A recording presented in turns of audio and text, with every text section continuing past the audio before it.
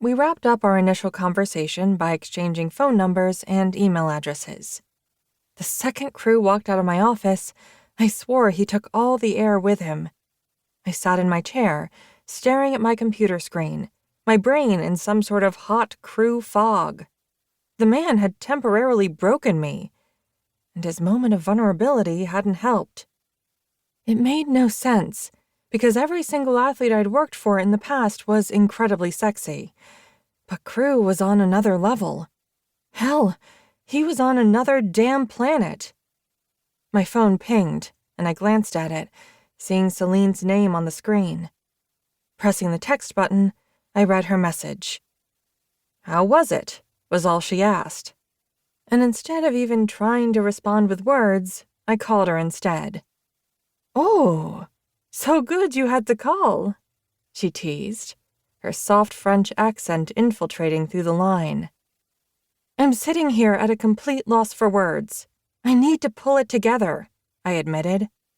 And she laughed and clapped at the same time. "Are you flustered? I've never heard you like this before." "Tell me about it. I stuttered. "I don't know what I am." She breathed into the line, and I pulled the phone away from my ear before putting it back. "Okay, Summer, focus. Does he need a house?" That worked. I snapped out of whatever spell Crew had put on me and went straight into work mode. "Yes, he needs a house, and we want to buy instead of rent. He has a dog. But let me talk to him about potential locations first." We didn't even get that far. "What the hell did you even discuss then?"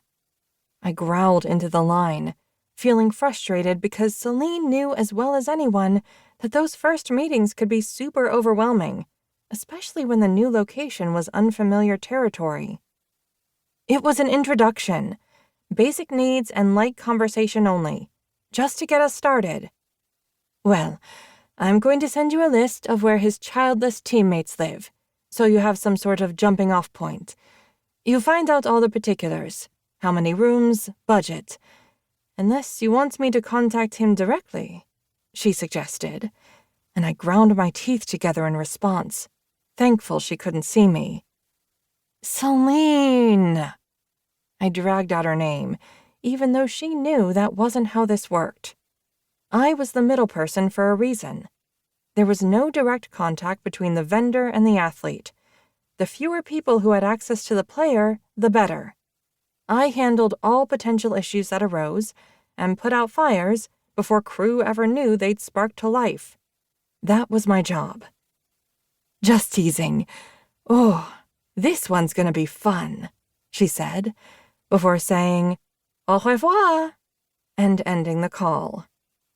I knew that her brain was already going a mile a minute, and before I even had the chance to send her a list of potential neighborhoods, she'd be sending me one instead.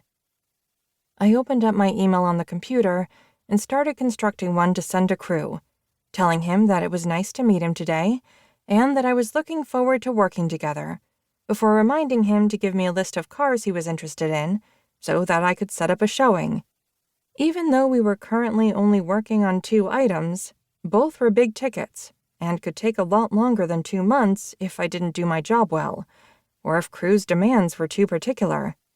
It was better to get started on what I hoped would be the easier of the two as soon as possible. Guys were happier when they had a car that they loved.